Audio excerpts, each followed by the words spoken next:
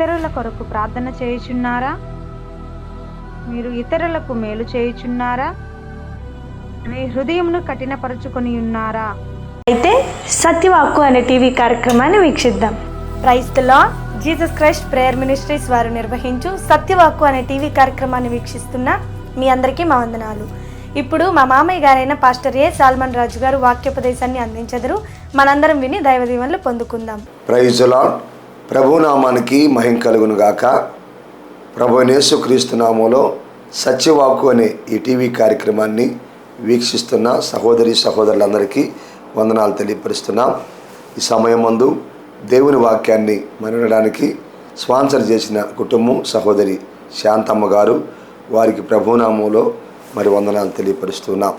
మంచిదిరా, సమయం ముందు పరిశుద్ధమైన బైబిల్ గ్రంథం నుంచి దేవుని వాక్యాన్ని మనం చదువుకున్నాం. మొదటి సమూయేలు గ్రంథము 12వ అధ్యాయము 23వ వచనం. నా మట్టుకు నేను మీ నిమిత్తము ప్రార్థన చేయుట మానుట వలన యెహోవాకు విరోధముగా పాపము చేసిన వాడు నగుదును, అది నాకు దూరమగును గాక. ప్రార్థన చేసుకున్నాం. ప్రేమ కలిగిన మా ప్రియ పరలోకమందున మా తండ్రి, పరిశుద్ధుడా, నీ స్తోత్రాలు చెల్లిస్తున్నాం, వందనాలు కృతజ్ఞతలు చెల్లిస్తున్నాం. చదవబడిన లేఖన భాగాన్ని మీరు దీవించండి, సహాయించండి. మీ పక్షమున నిలవబడుకున్నాను జ్ఞాపకం చేసుకోండి. ఏ మాటలైతే మీ బిడ్డలతో మాట్లాడాలి అని ఉద్దేశించినారో ప్రతి మాట నా హృదయంలో పెట్టి నోటి ద్వారా వినిపించండి. ఈ వాక్యం వినబోతున్న ప్రతి బిడ్డను జ్ఞాపకం చేసుకోండి. వినగలిగిన చెవి, గ్రహించే జ్ఞానము, వాక్యానుసారమైన జీవితాన్ని దయచేయమని వేడుకుంటున్నాను. ఈ వాక్యాన్ని స్పాన్సర్ చేసిన సహోదరి శాంతమ్మ గారిని బలపరచండి, వారి కుటుంబాన్ని దీవించి ఆశీర్వదించమని యేసుక్రీస్తు పరిశుద్ధమైన నామములో అడిగి వేడుకుంటున్నాను తండ్రి, ఆమేన్. సమయం ముందు చదువుకున్నటువంటి ఈ లేఖన భాగంలో నుంచి మనం దేవుని వాక్యాన్ని ధ్యానం చేసుకున్నాం. ఈరోజు మన అంశం ఏమిటంటే పాపం ఎలా వస్తుంది అన్న అంశంలో నుంచి దేవుని వాక్యాన్ని మనం ధ్యానం చేసుకొని ముందుకు కొనసాగదాం. ప్లరా, అక్కడ చదువుకున్నటువంటి లేఖన భాగంలో మనం చూస్తే, నా మట్టుకు నేను మీ నిమిత్తం ప్రార్థన చేయటం మానుట వలన యెహోవాకు విరోధముగా పాపము చేసిన వాడు నగుదును, అది నాకు దూరమగును గాక అని వాక్యం అక్కడ సెలవిస్తూ ఉంది. ప్లరా, పాపం ఎలా వస్తుందంటే మొట్టమొదటిగా చాలా విధాలుగా ఈ లోకంలో పాపం ఒక వ్యక్తికి వస్తుంది. అయితే కొన్ని విషయాల్లో ఏ విధంగా పాపం ఒక వ్యక్తికి వస్తుందో అన్న విషయాన్ని బట్టి మనం కొన్ని విషయాలను ధ్యానం చేసుకున్నాం. పరిశుద్ధమైన బైబిల్ గ్రంథంలో కొంతమంది జీవితాల్లో ఏ విధంగా పాపము వస్తుందని వాక్యం మనకు సెలవిస్తుందో మనం తెలుసుకున్నరా. మొట్టమొదటిగా ఇక్కడ మనం చూస్తే, ఇతరుల కొరకు ప్రార్థన చేయకపోతే అది పాపం అవుతుందని వాక్యం సెలవిస్తుంది. మనం చదువుకున్నటువంటి లేఖన భాగం ప్రకారంగా ఇతరుల కొరకు ప్రార్థన చేయకపోతే అది పాపం అవుతుంది అని వాక్యం మనకి సెలవిస్తుంది. అవును కదా. చాలా పర్యాయాలు మన జీవితాల్లో మన కోసం మనం ప్రార్థన చేసుకుంటూ ఉంటాం. మన కుటుంబాల కొరకై ప్రార్థన చేస్తూ ఉంటాం. మన ఆరోగ్యం కొరకై ప్రార్థన చేస్తూ ఉంటాం. మన యొక్క ఉద్యోగము లేక వ్యాపారము లేక వ్యవసాయము, ఇలా మనకి కావలసినటువంటి వాటిని బట్టి, మన అవసరాలను బట్టి ప్రార్థన చేస్తూ ఉంటాం. చాలామంది ఇలాగనే చేస్తూ ఉంటారు. అనేకుల కొరకై వారు ప్రార్థన చేయరులరా. గమనించండి, వాక్యం అయితే సెలవిస్తూ ఉంది, మనం ఇతరుల కొరకై ప్రార్థన చేయకపోతే అది పాపము అవుతుందని వాక్యము సెలవిస్తూ ఉంది మనకి. కనుక ఆలోచించండి, వాక్యం వింటున్నటువంటి సహోదరి సహోదరుడా, నీ జీవితంలో ఒకవేళ నీ కొరకు నువ్వు ప్రార్థన చేసుకుంటూ, నీ ఆరోగ్యం కోసం ప్రార్థన చేసుకుంటూ, నీ కుటుంబం కొరకై మాత్రమే ప్రార్థన చేస్తూ, మీ పిల్లల కొరకై మాత్రమే ప్రార్థన చేస్తూ, మీ అవసరాలు, అక్కర్లు, కొదువులు, కొరతలు, లోట్లు, వీటి కొరకై మాత్రమే ప్రార్థన చేసుకుంటూ, మీ వ్యాపారం, ఉద్యోగం, మీ బిజినెస్, వాటి కొరకు మాత్రమే ప్రార్థన చేసుకుంటున్నారేమో ఒకవేళ. అయితే ఈ సమయం ముందు వాక్యం మనకు సెలవిస్తూ ఉంది చక్కగా. ఇదిగో ఇక్కడ మనం ఈ సందర్భం ఎప్పుడు జరిగింది అని మనం ఆలోచన చేస్తే, సమూయేలు ఇక్కడ మనకు కనిపిస్తున్నాడు. అలాగనే ఇశ్రాయేలు ప్రజలు ఇక్కడ కనిపిస్తున్నారు చదువుకున్నటువంటి లేఖన భాగంలో. పాత నిబంధన కాలంలో న్యాయాధిపతులు పరిపాలిస్తున్నటువంటి ఆ యొక్క సందర్భాల్లో మనం బాగా ఆలోచన చేస్తే, క్రీస్తునందులరా ఇశ్రాయేలు ప్రజలను దేవుడే న్యాయాధిపతుల ద్వారా పరిపాలిస్తూ ఉన్నారు. అలా పరిపాలిస్తూ ఉన్నప్పుడు కొంతకాలం అలా జరుగుతూ వచ్చింది. అయితే ఇశ్రాయేలు ప్రజలందరూ కూడా ఏం చేశారు అంటే, మరి సర్వజనుల మర్యాద చొప్పున మాకు కూడా కళ్ళకు కనిపించడానికి ఒక రాజు కావాలి, ఒక రాజును నియమించమని మరి సమూయేలుని అడుగుతారు. అప్పుడు సమూయేలు దేవుడికి ఆ విషయాన్ని చెప్తాడు. సమూయేలు చాలా బాధపడతాడు. అప్పుడు అంటాడు దేవుడు, ఏమంటాడంటే, సమూయేలా, వారు నిన్ను కాదు తునీకరించింది, నేను వారిని పరిపాలిస్తుంటే నన్నే వారు తునీకరించారు, కనుక నీవు ఏం బాధపడద్దు అని సమూయేలుతో దేవుడు తెలియపరుస్తాడు. వారు కోరుకున్నట్టుగానే వారికి రాజును నియమించమని తెలియపరుస్తాడు. అప్పుడు వారు సౌలుని కోరుకుంటారు కనుక సౌలుని వారి మీద రాజుగా నియమించడం జరుగుతుంది.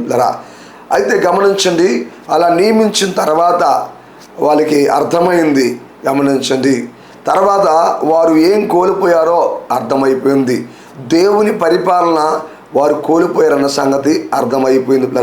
గమనించండి, ఆ తర్వాత 19వ వచనంలో మనం చూసినట్లయితే ఆ 19వ వచనంలో అంటున్నారు వాళ్ళు, రాజును నియమించమని మేము అడుగుట చేత మా పాపములన్నిటికీ మించిన కీడు చేసితిమి అంటున్నారు. క్రీస్తునందు ప్రియులారా గమనించండి. ఇంకొక మాట అంటారు అక్కడ, కాబట్టి మేము మరణము కాకుండా నీ దాసులమైన మా కొరకు ప్రార్థన చేయమని వాళ్ళు కోరుకుంటున్నారు. అంటే ఇప్పుడు అర్థమైంది వాళ్ళకి. ఏమర్థమైందంటే, మేము దేవుని పరిపాలన కాదని మనుషుల పరిపాలన మేము కోరుకున్నాం కనుక మాకు మేము చాలా తప్పు చేశాము, చాలా పొరపాటు చేశాము, ఇలా మేము కోరుకొని ఉండాల్సింది కాదు.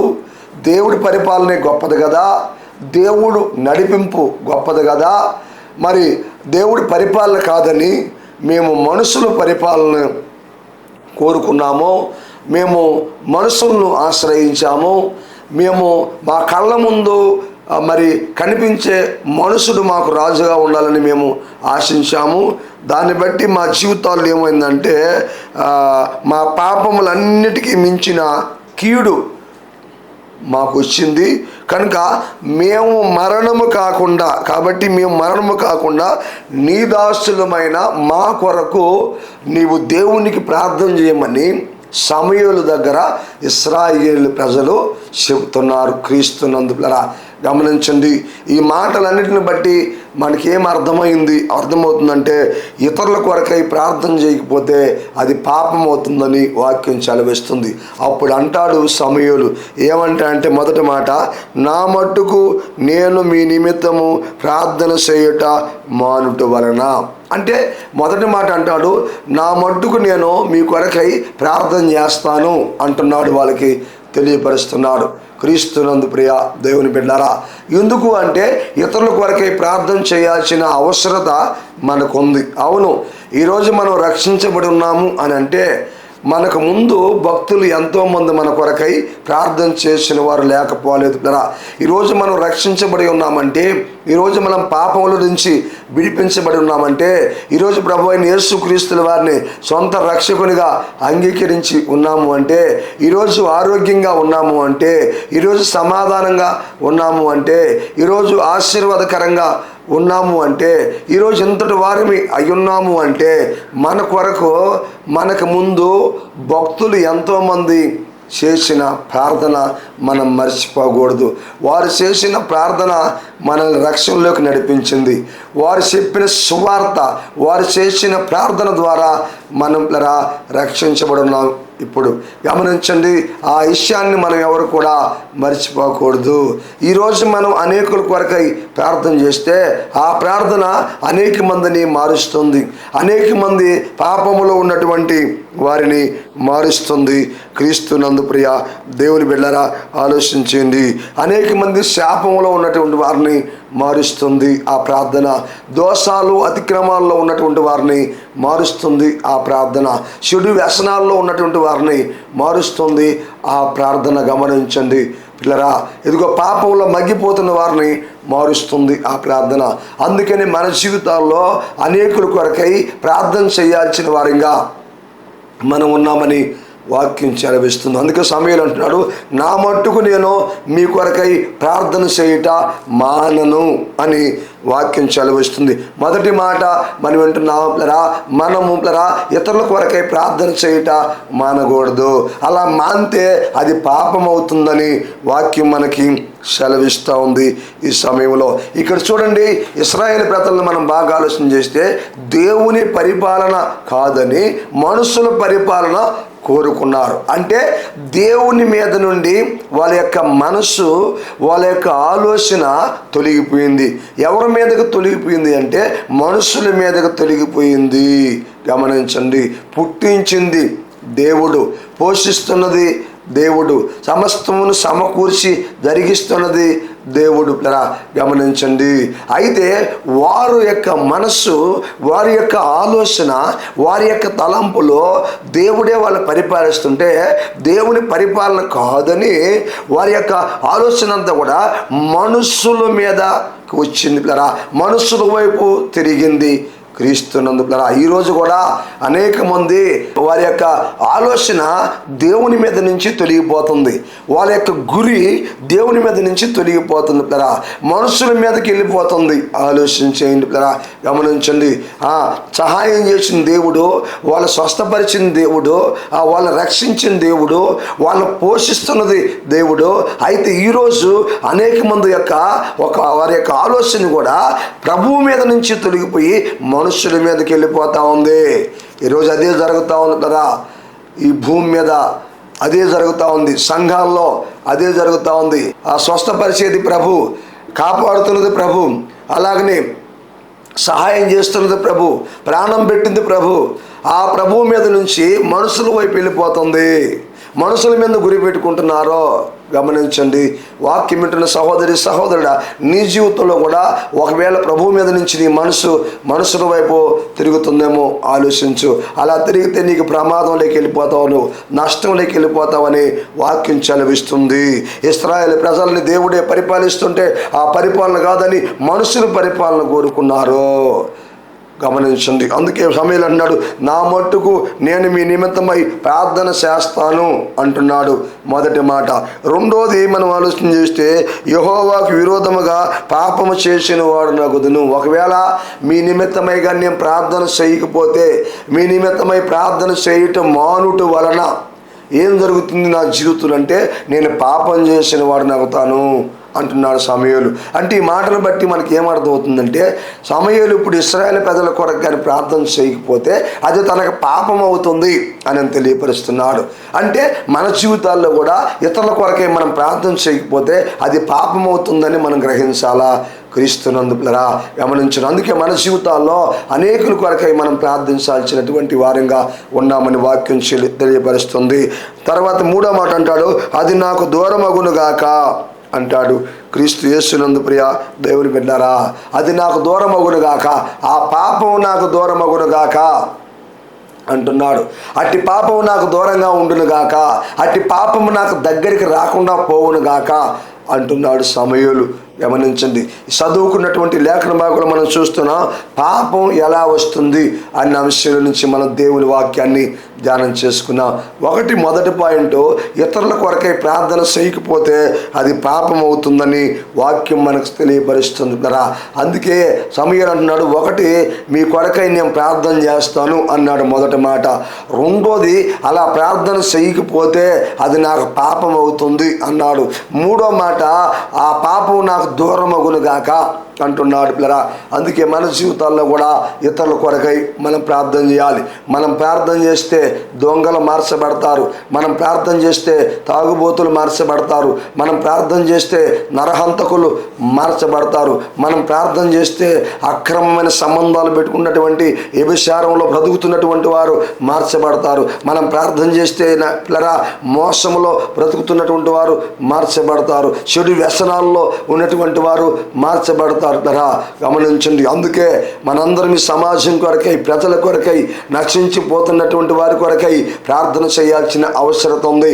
అందుకే ఈరోజు ఆలోచన చేస్తే అనేక మంది వాళ్ళ గురించి, వాళ్ళ కుటుంబాల గురించి, వాళ్ళ అవసరాల గురించి, వాళ్ళ ఆరోగ్యాల గురించి, వాళ్ళ పిల్లల గురించి, వాళ్ళ చదువుల గురించి మాత్రమే ప్రార్థన చేస్తున్నారు, కానీ అనేకుల కొరకే ప్రార్థన చేయలేకపోతున్నారు. అలా చేయకుంటాం కూడా అది మనకు మంచిది కాదు, అది కూడా ఒక పాపం అని వాక్యం మనకి సెలవిస్తూ ఉంది. పిల్లరా, సమయాల గ్రంథంలో ప్రకారంగా మనం ఆలోచన చేస్తే మొట్టమొదటిగా ఇతరుల కొరకే ప్రార్థన చేయకపోతే అది పాపం అవుతుందని వాక్యం సెలవిస్తుంది.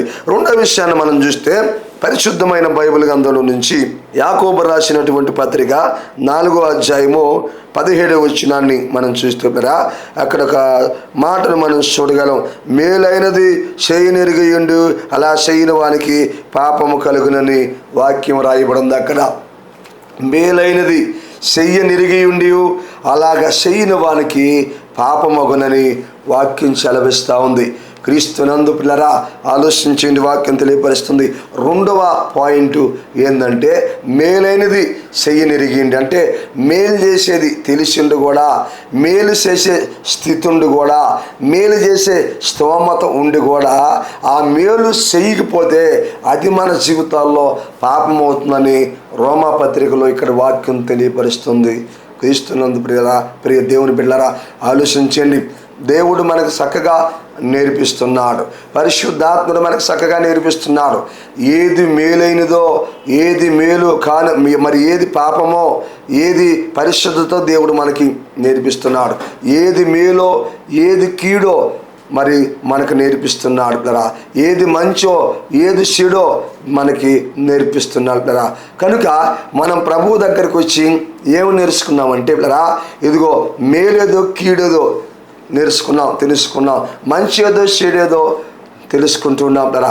కనుక ఆ మేలైంది మనం తెలుసుకొని కదా, ఆ మేలు చేసే స్తోమత మన దగ్గర ఉన్నా అది పొందుకునేటువంటి వారికి మనం కానీ మేలు చేయకపోతే, తెలిసి కూడా చేయకపోతే అది మన జీవితాల్లో పాపం అవుతుందని వాక్యం మనకు సెలవిస్తూ ఉంది.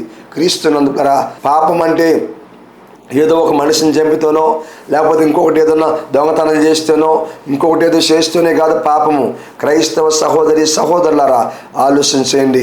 వాక్యం సెలవిస్తూ ఉంటుంది, ఒక మేలు చేసే విషయం మనకు తెలిసిండి, అది మేలు అని తెలిసిండి, ఆ మేలుగానే మనం చేయకపోతే అది మనకు పాపం అవుతుందని వాక్యం సెలవిస్తుంది.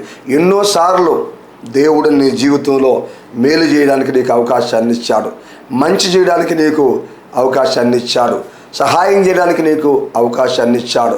ఇదిగో మేలు చేయడానికి నీకు అవకాశాన్ని ఇచ్చాడు. నీకే ఎందుకు ఆ అవకాశాన్ని ఇచ్చాడు తెలుసా?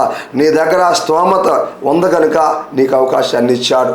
కనుక నిన్నలాగా దేవుడు ఆశీర్వదించి ఉన్నాడు కనుక నీకు ఆ అవకాశాన్ని దేవుడు ఇచ్చాడు. దేవుడు నిన్ను అలా బలపరుచున్నాడు కాబట్టి నీకు ఆ అవకాశాన్ని ఇచ్చాడు కదా. నిన్ను దేవుడు ఆ పనిలో వాడుకోవాలనుకున్నాడు, ఆ పరిచర్యలో దేవుడు నిన్ను వాడుకోవాలనుకున్నాడు. ఇదిగో ఆత్మల కొరకే దేవుడు నిన్ను వాడుకోవాలనుకున్నాడు. అందుకే నిన్ను ఒక స్థాయిలో దేవుడు పెట్టాడు, ఒక స్తోమతను దేవుడు నీకు ఇచ్చాడు, ఒక అర్హతను దేవుడు నీకు ఇచ్చాడు, ఒక ఉన్నతమైన స్థితిని దేవుడు నీకు ఇచ్చాడు. అయితే ఈరోజు అనేకమైన అవకాశాలు ప్రభువు నీకు ఇస్తున్నప్పటికి కూడా నువ్వు మేలు చేసే విషయంలో ఒకవేళ వెనకబడిపోతున్నావేమో, మేలు చేసే విషయంలో ఇదిగో నువ్వు ముందుకు రాలేకపోతున్నావేమో, మేలు చేసే విషయంలో నువ్వు ఆలోచన చేయటం లేదేమో గమనించు. ఎన్నోసార్లు నా ప్రభువు నీకు అవకాశాన్ని ఇచ్చాడు, చేయలేదేమో.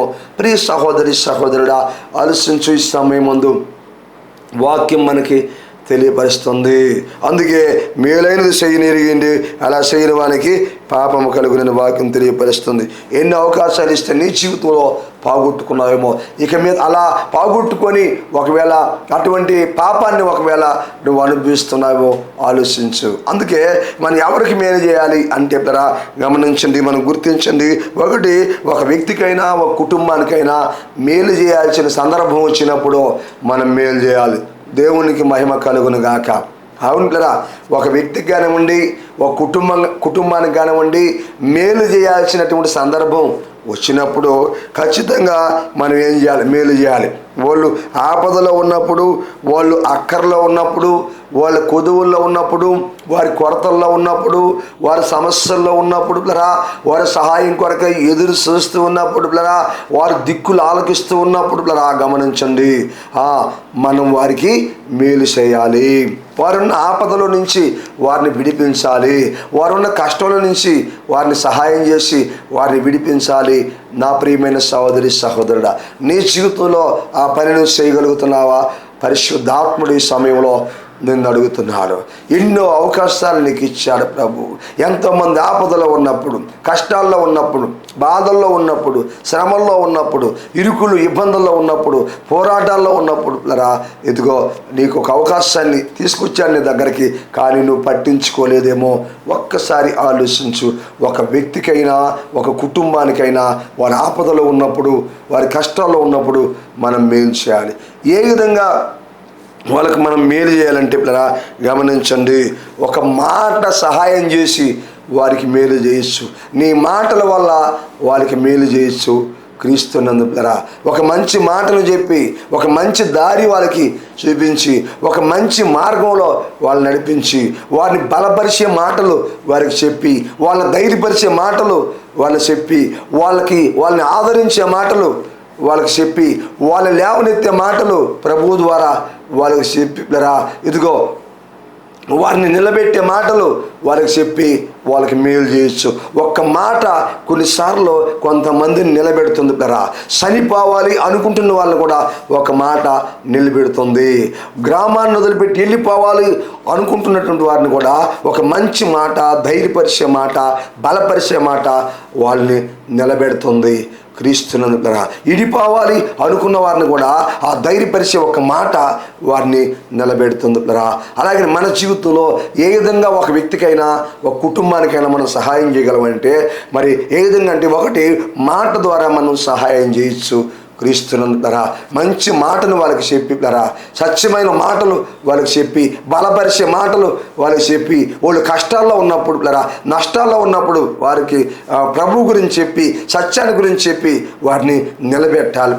ఒక్క మాట ఒక జీవితాన్ని మార్చేస్తుంది. ఒక మాట ఒక కుటుంబాన్ని మార్చేస్తుంది. ఒక మాట ఒకరి పరిస్థితులు మార్చేస్తుంది. అలాంటి ధైర్యపరిచే మాటలు, బలపరిచే మాటలు మనము ఆ మాటల ద్వారా అవతల వారిని మనము బలపరచవచ్చు.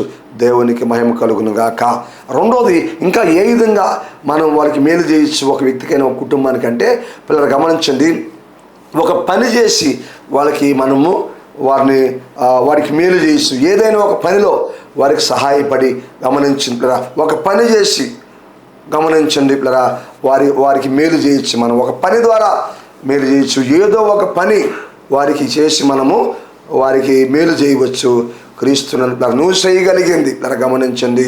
ఏదో ఒక పని వారికి చేసి వాళ్ళకి మేలు చేయొచ్చు. ఇంకా ఏ విధంగా మనం వారికి మేలు చేయొచ్చు అంటారా? ఇంకా ఆర్థికంగా వాళ్ళకి సహాయం చేసి, ఆర్థికంగా ధన సహాయం చేసి వాళ్ళకి మేలు చేయొచ్చు. వారిని నిలబెట్టచ్చు వారిని బలపరచచ్చు, వాళ్ళని ధైర్యపరచవచ్చు. గమనించండి, ఆర్థికమైన సహాయాన్ని ఆ వ్యక్తికి అందించి, ఆర్థికమైన సహాయాన్ని ఆ కుటుంబానికి అందించి, ఆర్థికంగా వాళ్ళని బలపరిచి మనము మేలు చేయొచ్చు. మాట ద్వారా వాళ్ళకి మేలు చేయొచ్చు. ఏదో ఒక పని వాళ్ళకి చేసి వారికి మేలు చేయొచ్చు. ఆర్థికమైన సహాయాన్ని అందించి మేలు చేయవచ్చు. దేవునికి మహిమ కలుగును గాక. క్రీస్తు యేసునందు ఆలోచించండి, గమనించండి. చేయగలిగిన మేలు మనం చేయాలి ఇతరులకి. ఈ విషయాన్ని గమనించండి. ఇంకా ఏ విధంగా మనము సహాయం చేయొచ్చు అంటే, ఒక సంఘానికి మనం సహాయం చేయొచ్చు. గమనించండి, ఒక సంఘానికి మనం మేలు చేయొచ్చు. ఒక మందిరానికి మనం మేలు చేయొచ్చు. ఒక పరిచర్యకు మనం మేలు చేయొచ్చు. గమనించండి సహోదరి సహోదరుడా, ఆలోచించండి. ఒక సేవకు మనం మేలు చేయొచ్చు. ఆత్మల రక్షణ కొరకై మనం మేలు చేయొచ్చు. సువార్త ప్రకటన కొరకై మనం మేలు చేయొచ్చు. క్రీస్తునందు ఒక దగ్గర ఒక పరిచర్య జరుగుతూ ఉన్నప్పుడు వారికి మనం మేలు చేయొచ్చు. ఎందుకంటే మేలు చేసే స్థితి మనకుంది. గమనించండి మేలు చేసే స్థితి మనకున్నప్పుడు, ఆ స్తోమత మనకున్నప్పుడు, దేవుడు మనల్ని అలాగా ఆశీర్వదించినప్పుడు గమనించండి, ఒక సేవ జరుగుతూ ఉంది, ఒక పరిచర్య జరుగుతూ ఉంది, లేకపోతే ఒక మందిరం కట్టబడుతూ ఉంది. ఒక సహవాసం నడిపించబడతా ఉంది పిల్లరా, ఒక సువార్త జరుగుతూ ఉంది. గమనించండి, ఆత్మల కొరకే ప్రయాసపడుతున్నటువంటి ఒక సంఘానికి మనం సహాయం చేయవచ్చు. ఆత్మల కొరకే భారం కలిగి ముందుకు నడిపించబడుతున్నటువంటి ఒక సేవకుడు, ఒక సంఘము, ఒక మందిరము, ఒక సేవ, ఒక పరిచర్యకు పిల్లరా మనం మేలు చేయవచ్చు, సపోర్ట్ చేసి మేలు చేయవచ్చు. దేవునికి మహిమ కలుగును గాక. ఎందుకు అని అంటే క్రీస్తు యేసునందు సేవలో ఎన్నో అవసరాలు ఉంటాయి, పరిచర్యలో ఎన్నో అవసరాలు ఉంటాయి, సంఘములో ఎన్నో అవసరాలు ఉంటాయి. క్రీస్తునందు ఇదిగో నువ్వు పోతున్నటువంటి ఆ సంఘానికి నువ్వు సపోర్ట్గా ఉండాలి, ఆ పరిచర్యకు నువ్వు సపోర్ట్గా ఉండాలి, ఆ మందిరానికి నువ్వు సపోర్ట్గా ఉండాలి. అక్కడ ఏవైతే కార్యక్రమాలు జరుగుతున్నాయో వాటి విషయంలో నువ్వు సపోర్ట్గా ఉండాలి. సంఘములో నువ్వు ఒక స్తంభముగా ఉండాలి. దేవునికి మహిమ కలుగును గాక. క్రీస్తునంతులరా నువ్వు పోతున్నటువంటి ఒక సంఘము, సేవకుడు ఉన్నాడు. మరి ఉన్నప్పుడు ఆ సంఘములో ఎన్నో కొదువులు ఉంటాయి.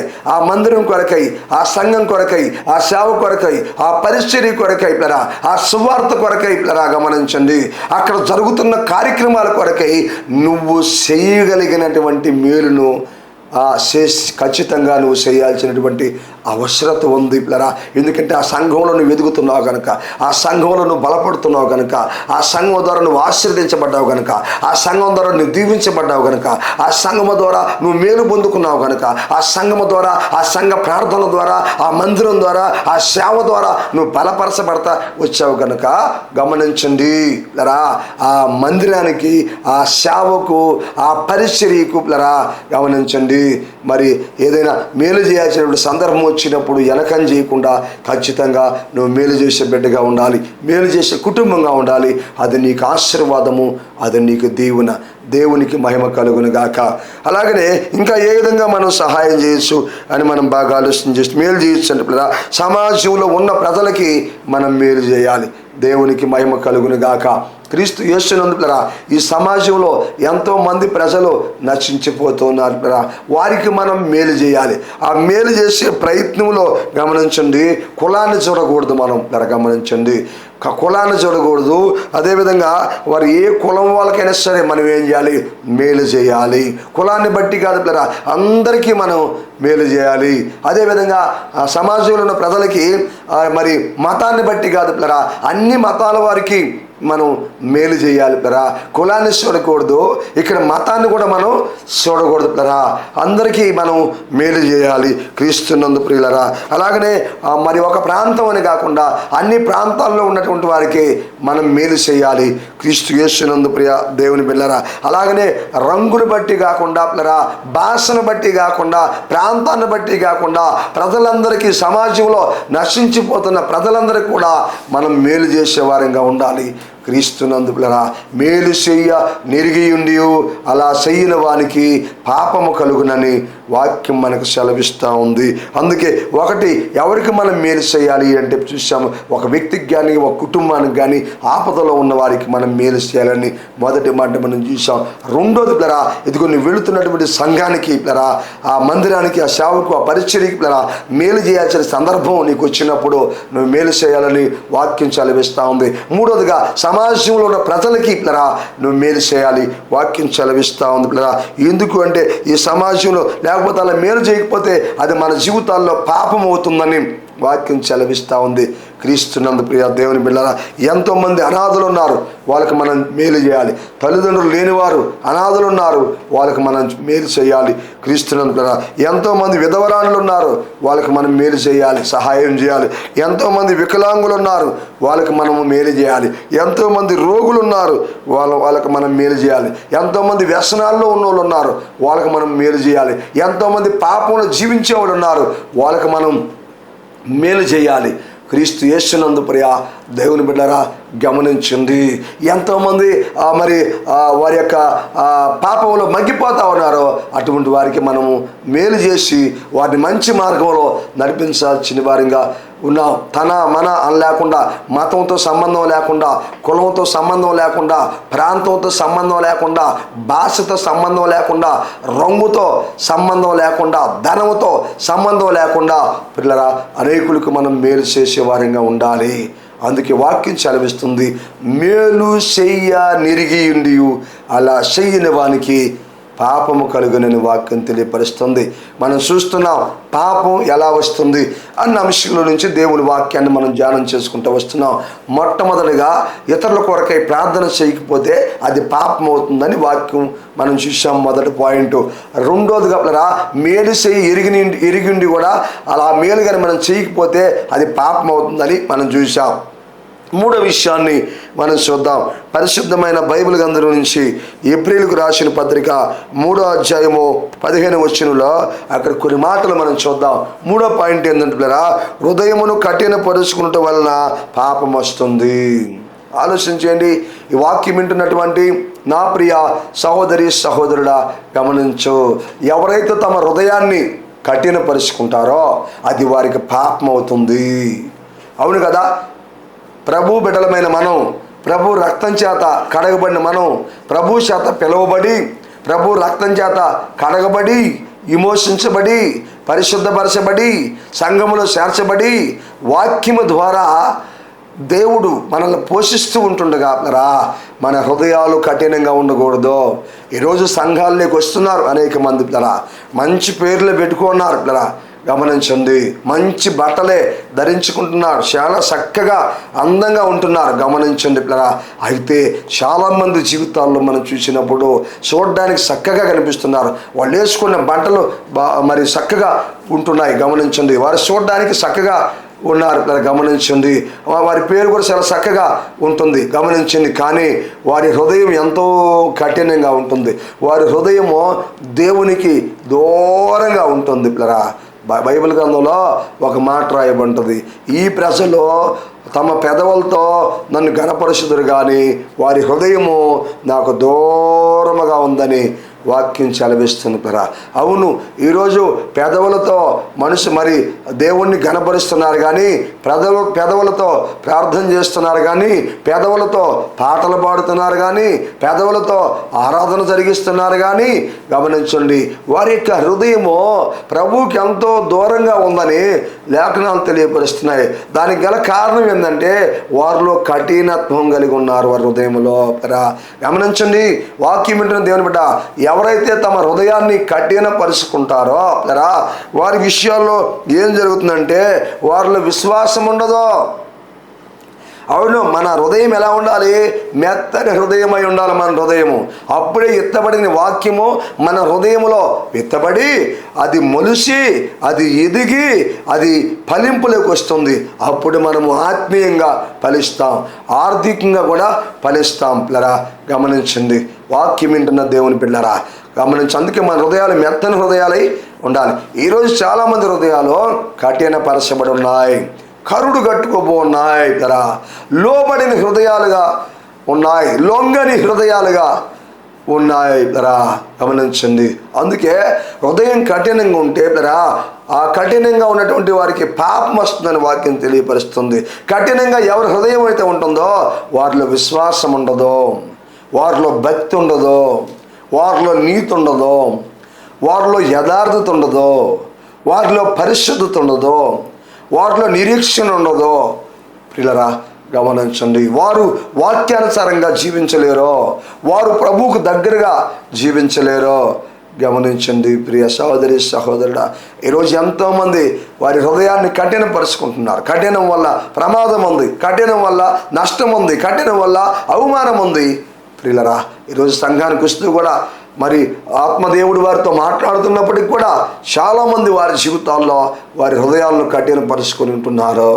వారు మార్పు చెందని వారిగా ఉన్నారు. ఇంకొక మాట ఏమిటో తెలుసా? బైబిల్లో రాయబడి కఠినమైనటువంటి హృదయాన్ని ఎవరైతే కలిగి ఉంటారో వారి మీదకి ఉగ్రత కుమ్మరించబడుతుందని వాక్యం సెలవిస్తుంది. ఎందుకంటే వారి మీద పాపం ఉంటుంది కాబట్టి, ఆ పాపం ద్వారా వాళ్ళు జీవిస్తూ వస్తారు కాబట్టి ఆ పాపానికి ఒకరోజు దేవుని ఉగ్రత వారి మీద కుమ్మరించబడుతుందని వాక్యం సెలవిస్తుంది. వాక్యం వింటున్న దేవుని బిడ్డ, నీ హృదయంలో వాక్యం వింటా కూడా నువ్వు హృదయాన్ని కఠినపరుచుకున్నావేమో, దేవుని మందిరానికి వెళ్తూ కూడా నీ హృదయాన్ని కఠినపరుచుకుని ఉన్నావేమో. ఆలోచించండి. దేవుడు ఇప్పటికే ఎన్నోసార్లు వాక్యము ద్వారా నిన్ను హెచ్చరించాడు, వాక్యము ద్వారా నిన్ను గద్దించాడు, వాక్యము ద్వారా నిన్ను ప్రేరేపించాడు. అయినా ఇంకా నీ మనస్సు మారలా, నీ హృదయం మారలా, ఇంకా నువ్వు కఠినత్వాన్ని కలిగి ఉన్నావు. అయితే నువ్వు ప్రమాదంలోకి వెళ్ళిపోతావేమో జాగ్రత్త, నువ్వు నష్టాల్లోకి వెళ్ళిపోతావేమో జాగ్రత్త, నువ్వు కష్టాల్లోకి వెళ్ళిపోతావేమో జాగ్రత్త, నువ్వు అవమానాల్లోకి వెళ్ళిపోతావు జాగ్రత్త, నువ్వు ఆర్థికమైన ఇబ్బందుల్లోకి వెళ్ళిపోతావు జాగ్రత్త. క్రీస్తునందుకు మరొకసారి పరిశుద్ధాత్మ దేవుడు నీతో మాట్లాడుతున్నాడు. ఈ సమయమందు ఇప్పటికైనా గ్రహించు, ఇప్పటికైనా తెలుసుకో, నీ మనసు మార్చుకో, నీ ఆలోచనలు మార్చుకో, నీ తలంపులు మార్చుకో, నీ కఠినత్వాన్ని వదిలిపెట్టు. ఆ కఠినత్వం కలిగి ఉంటే శాపానికి గురైపోతారని వాక్యం తెలియపరుస్తూ ఉంది మనకి. గమనించండి, అందుకే గమనించండి పిల్లరా, చాలామంది చర్చికి వస్తారు కానీ వారి హృదయాలు చాలా కఠినంగా ఉంటాయి. అందుకని పిల్లరా, వారికి ఆ కఠినంగా ఉన్నందువల్ల వారి హృదయానికి పాపం వస్తుంది. అందుకే ఇక్కడ హెబ్రీ పత్రిక 3వ అధ్యాయం 15వ వచనంలో మనం చూస్తే ఒక మాట, మొదటి మాట అక్కడ, మీ హృదయములను కఠినపరుచుకొనకుడని ఆయన చెప్పాను కనుక. ఏమిటి? మీ హృదయాల్ని కఠినపరుచుకొనకుడి అని వాక్యం రాయబడి ఉంది. వాక్యం వింటున్న దేవుని బిడ్డ, మీ హృదయాన్ని కఠినపరుచుకోవద్దో, నీ హృదయాన్ని కఠినపరుచుకోవద్దో. మనం కఠినంగా ఉండకూడదు. మన హృదయము కరిగిపోయే హృదయమై ఉండాలి. కొవ్వొత్తు ఎలాగా కరిగిపోతుందో అదేవిధంగా మన హృదయాలు కూడా కరిగిపోవాలి. అంత కఠినత్వం నీకు పనికిరాదో, అంత రాతి గుండె నీకు పనికిరాదో, అంత కరుడు కట్టుకోపోయినటువంటి మనస్సు నీకు పనికిరాదో, అది మనకి మంచిది కాదో, అది మనకు ఉండాల్సింది కాదో. గమనించండి, ఏదైనా చూసినప్పుడు, ఏదైనా మనం గమనించినప్పుడు మన హృదయము కరిగిపోయే వాళ్ళంగా ఉండాలి. ప్రియ సహోదరి సహోదరులారా, ఈరోజు సంఘాలకు వస్తున్నారు కానీ వాళ్ళ హృదయం కరగటం లేదు. చాలామంది కఠినత్వం కలిగి ఉన్నారు. వారు అందుకే మీ హృదయంలో కఠినపరుచుకొనకూడని ఆయన చెప్పాను. ఎందుకంటే కఠినంగా ఉంటే మనం ఆత్మీయంగా ఎదగలేమో, ఆత్మీయంగా బలపడలేమో, ఆత్మీయంగా స్థిరపడలేమో, ఆత్మీయంగా అభివృద్ధి పరచబడలేమో, ఆత్మీయ మేలులను మనం పొందుకోలేమని వాక్యం చలవిస్తుంది. రెండో మాట మనం చూస్తే, పాపం వల్ల కలుగు భ్రమశాత మీలో ఎవడనో కఠిన పరచబడకుండానట్లు. అంటే రెండో మాట ఏంటంటే, పాపం వల్ల భ్రమలో బ్రతుకుతున్నారు చాలామంది. ఏమిటి ఆ భ్రమ అంటే, మేము బాగానే ఉన్నాము అనుకుంటున్నారు.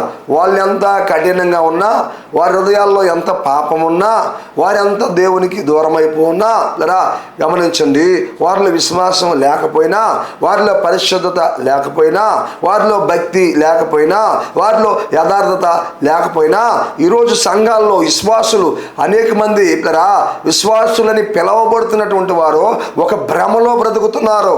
ఏమిటయ్యా ఆ భ్రమ అంటే, మేము బాగానే ఉన్నాములే అన్న భ్రమలో బ్రతుకుతున్నారు. క్రీస్తునందుకు ఎందుకు ఆ భ్రమ అంటే, ఈ పాపము వాళ్ళు ఏం చేస్తుందంటే భ్రమలో నడిపిస్తుంది. మేము బాగానే ఉన్నాములే, ఇది చిన్న తప్పే కదా, ఇది చిన్న పొరపాటే కదా, దీనికి ఏం కాదులే, దీన్ని ప్రభు క్షమించేస్తాడులే, ఇలాంటివన్నీ సాధారణమేలే, ఇలాంటివన్నీ చేస్తే ఏం కాదులే అని పాపం వారిలో ఉన్నందువల్ల ఒకటి వారి హృదయాన్ని కఠినపరుచుకుంటున్నాడు.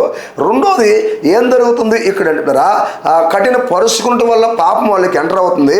పాపం వాళ్ళకి ఎంటర్ అయ్యి ఏం జరుగుతుందంటే, ఆ పాపం వాళ్ళని భ్రమలో బ్రతికేటట్టుగా చేస్తుంది. అదే భ్రమలో ఈరోజు చాలామంది బ్రతుకుతున్నారు. వాళ్ళు ఎన్ని తప్పులున్నా, ఎన్ని పొరపాట్లున్నా, ఎన్ని ఒడిదుడుకులున్నా బాగానే ఉన్నామని వాళ్ళే సమర్థించుకుంటా వస్తున్నారు, వాళ్ళే మెప్పించుకుంటా వస్తున్నారు. ఇది పర్వాలేదులే అనుకుంటున్నారు. ఒక భ్రమలో బ్రతికేస్తున్నారు క్రైస్తవ సమాజం చాలామంది ఈ రోజుల్లో. కడవరి దినాల్లో ఉన్నాం. జాగ్రత్త సహోదరి సహోదరుడు, ఒకవేళ పాపం అనే భ్రమలను బ్రతుకుతున్నావేమో జాగ్రత్త. ఆ పాపాన్ని విడిచిపెట్టు. ఆ పాపం ఏం చేస్తుందో తెలిసి నిన్ను ఒక భ్రమలో బ్రతికిస్తూ ఉంది. ఆ భ్రమలను బ్రతుకుతూ ఉన్నావు. ఈరోజు జ్ఞాపకం చేసుకున్నావు, వాక్యం తెలియపరుస్తూ ఉంది. అందుకే పిల్లరా, మూడో మాట మనం చూస్తే, నేడు అనబడు సమయం ఉండగానే ప్రతి దినమును ఒకరికొకడు బుద్ధి చెప్పుకొనుడి. నేడు అనే సమయం ఉండగానే మన జీవితాల్లో ఒకరికొకరు బుద్ధి చెప్పుకోవాలి. ఆలోచించండి పిల్లరా, గమనించండి. నేడు అనబడు సమయం ఉండగానే ప్రతి దినము ఒకరికొకరు బుద్ధి చెప్పుకోండి. అంటే ఈరోజే నేడే సమయం ఉండగానే ఒకరికొకరు బుద్ధి చెప్పుకోండి అని వాక్యం చదివిస్తుంది. పిల్లరా, మన కుటుంబంలో ఎవరైనా కఠినంగా ఉన్నప్పుడు పిల్లరా, ఒకవేళ భర్త కఠినంగా ఉంటే భార్య భర్తను మందలించాలి, లేదా భార్య కఠినంగా ఉంటే భర్త భార్యని మందలించాలి. పిల్లలు కఠినంగా ఉంటే, కఠినమైన హృదయాన్ని కలిగి ఉంటే తల్లిదండ్రులు వారిని హెచ్చరించాలి. లేదా సంఘంలో సాటి సహోదరి సహోదరులు పిల్లరా కఠినంగా ఉన్నప్పుడు ఒకరినొకరు హెచ్చరించుకుంటా రావాలి, ఒకరినొకరు మందలించుకుంటా రావాలి. పిల్లరా గమనించండి, ఎందుకో తెలుసా, బుద్ధి చెప్పుకోండి అని వాక్యం అక్కడ తెలియపరుస్తూ ఉంది. ఎందుకో తెలుసా, ఇంత కఠినం నీకు పనికిరాదు అని హెచ్చరించాలి. మీ తోటి జీవిత భాగస్వామి ఒకవేళ కఠినంగా మీ భర్త ఉంటే ఆలోచించండి, కఠినంగా మీ భార్య ఉంటే, కఠినంగా మీ పిల్లలు ఉంటే, కఠినంగా మీ తల్లిదండ్రులు ఉంటే ఇంత కఠినం మీకు పనికిరాదని ఒకరినొకరు హెచ్చరించుకుంటారా వాళ్ళ కుటుంబంలో, ఒకరినొకరు సరిచేసుకుంటారా వాళ్ళ వాక్యాన్ని బట్టి, ఒకరినొకరు దిద్దుకుంటారా వాళ్ళ వాక్యాన్ని బట్టి. పిల్లరా, ఒకవేళ సంఘంలో తోటి సహోదరి సహోదరులు ఒకవేళ కఠినంగా ఉంటే ఒకరికొకరు హెచ్చరించుకుంటారా వాళ్ళ, ఒకరికొకరు మందలించుకుంటారా వాళ్ళ, ఒకరికొకరు జ్ఞాపకం చేసుకుంటారా వాళ్ళ. పిల్లరా, దేవుని వాక్యాన్ని బట్టి ఆలోచించింది. అలా మనం చేసుకుంటూ వచ్చినప్పుడు మన జీవితాలు సరిచేయబడతాయి, మన కుటుంబాలు సరిచేయబడతాయి, మన సంఘాలు సరిచేయబడతాయి క్రీస్తునందు. పిల్లరా, అందుకని నేడు అను సమయం ఉండగానే ప్రతిదినము మన జీవితాల్లో ఏం చేయాలంటే ఒకరినొకరు హెచ్చరించుకోవాలి. గమనించండి, ఒకరినొకరు బలపరుచుకోవాలి, ఒకరినొకరు లోపాలు ఈ బలహీనతలో ఉందని హెచ్చరించుకోవాలి. అలా హెచ్చరించినప్పుడు ఆ వ్యక్తిలో నుంచి మరి పరిశుద్ధాత్మ నాతో మాట్లాడాడని ప్రతి ఒక్కరు కూడా సరిచేసుకోవాలి, దిద్దుకోవాల్సిన వారికి ఉన్న వాక్యం వింటున్న నా ప్రియ సహోదరి సహోదరుడా, ఆలోచించు. దేవుని వాక్యం మనకి తెలియపరుస్తూ ఉంది ఈ సమయంలో. అందుకే పాపం ఎలా వస్తుంది అని అంటే పిల్లరా, ఒకటి ఇతరుల కోసం ప్రార్థన చేయకపోతే పాపం వస్తుంది అని వాక్యం విన్నా. అందుకే సమయంలో అంటున్నాడు పిల్లరా, నా మట్టుకు నేను మీ నిమిత్తమై ప్రార్థన చేస్తాను అంటున్నాడు. రెండో మాట, ప్రార్థన చేయకపోతే అది నాకు పాపం అవుతుంది అన్నాడు. మూడో మాట, అది నాకు దూరం అవునుగాక అన్నాడు. ధర రెండో పాయింట్ మనం తెలుసుకున్నాం. ధర మేలైన చెయ్యి నిరిగియండి, అలా చేయని వానికి పాపం కలుగుని వాక్యం తెలియపరుస్తుంది. ఎవరికి మేలు చేయాలి మన జీవితాల్లో అని అంటే పిల్లరా, ఒక వ్యక్తికి కానీ ఒక కుటుంబానికి కానీ మేలు చేయాల్సిన సందర్భం వచ్చినప్పుడు, అవసరం వచ్చినప్పుడు ఖచ్చితంగా మనం మేలు చేయాలని వాక్యం తెలియపరుస్తుంది. లేదా మందిరానికి, సేవకు, పరిచర్యకి, సువార్తకు, ఆత్మల కొరకై మేలు చేయాల్సి వచ్చిన అవసరం మనకు ఆ సమయం వచ్చినప్పుడు మనం ఖచ్చితంగా మేలు చేయాలి. లేదా ఇతరుల సమాజంలో ఉన్నటువంటి ఇతరులకి మనం మేలు చేయాల్సినటువంటి వారిగా ఉన్నామని మూడు విషయాలు మనం తెలుసుకున్నాం. ఆ తర్వాత హృదయంను కఠినపరుచుకుంటే అది పాపం అవుతుందని మూడో పాయింట్ మనం తెలుసుకున్నాం. క్రీస్తుని పేర హృదయాలను కఠినపరుచుకోవద్దని వాక్యం తెలియపరుస్తుంది. ఒకటి, అలా కఠినపరుచుకుంటే పాపం వల్ల భ్రమలో బ్రతుకుతారని వాక్యం తెలియపరుస్తూ ఉంది. అందుకే మీరు ఒకరినొకరు ప్రతిరోజు సమయం ఉండగానే హెచ్చరించుకోండి, బుద్ధి చెప్పుకోండి అని వాక్యం తెలియపరుస్తూ ఉంది పిల్లరా. అందుకే పిల్లరా, ఆ పాపం నుంచి మనల్ని ఇడిపించడానికే ప్రభువైన యేసుక్రీస్తు వారు 2026 సంవత్సరాల క్రితం ఈ భూలోకానికి వచ్చాడు. కన్య మరియమ్మ గర్భమందు జన్మించాడు. 33.5 సంవత్సరాలు జీవించి మనందరి పాపాల కోసం తన ప్రాణాన్ని పెట్టాడు, రక్తాన్ని కార్చాడు, సమాధి చేయబడ్డాడు, శిలువ మరణాన్ని పొందాడు. ఇదిగో పరలోకానికి ఆరోహణమయ్యాడు, పునరుద్ధరణై నేడు రేపు తిరిగి రాబోతున్నాడు. పిల్లరా, పాపం లేని వారంగా జీవిద్దాం, పరిశుద్ధంగా జీవిద్దాం, ఆ రాకడకు మనందరం కూడా ఎత్తబడదాం. తలలో ఉంచుకున్నాం. ప్రేమ కలిగిన మా ప్రియ పరలోకమందున్న మా తండ్రి, మీకు స్తోత్రాలు, కృతజ్ఞతలు చెల్లిస్తున్నాం. మహిమ, ఘనత, ప్రభావం చెల్లిస్తున్నాం. ఎత్తబడిన వాక్యాన్ని మీరు దీవించి ఆశీర్వదించి ఎన్నా ప్రతి బిడ్డన ప్రభువ మీరు బలపరచండి ప్రభు, సహాయించింది. వాక్యానుసారమైన జీవితాన్ని ప్రతి బిడ్డకి మీరు దయచేసి సరిచేసి దిద్ది మీరు ఆఖరుకు సిద్ధపరచమని వేడుకుంటున్నాం. ఈ వాక్యాన్ని స్పాన్సర్ చేసిన సహోదరి శాంతమ్మ గారిని దీవించి ఆశీర్వదించి బలపరిచి వర్ధలింపజేసి మహిమ పొందుకోమని యేసుక్రీస్తు పరిశుద్ధమైన నామములో అడుగుతున్నాను తండ్రి, ఆమేన్. మన పరమ తండ్రి అయిన దేవుని ప్రేమ, ఆయన కుమారుడైన యేసుక్రీస్తు వారి కృప, పరిశుద్ధాత్మ దేవుని కరుణ సహవాసము గుండి మనకి భూలోకుల సకల పరిశుద్ధులందరికీ ఇప్పుడు ఎల్లప్పుడు సదాకాలము తోడై నడిపించును గాక, ఆమేన్. ఇంతవరకు దేవుని వాక్యాన్ని శ్రద్ధగా అయినా మీ అందరికీ ప్రభు యేసు నామములో వందనాలు. ప్రభు మిమ్మల్ని అందరినీ దీవించి ఆశీర్వదించును గాక, ఆమేన్. మీ ప్రార్థన అవసరతలకు సంప్రదించవలసిన మా ఫోన్ నంబర్లు 9959458024 మరి యొక్క నంబర్ 9640495124. మా అడ్రస్ కోడూరు కండ్రిగా సోస్త్రికం టీపీ గూడూరు మండలం, నెల్లూరు జిల్లా. మీ అందరికీ మా వందనాలు.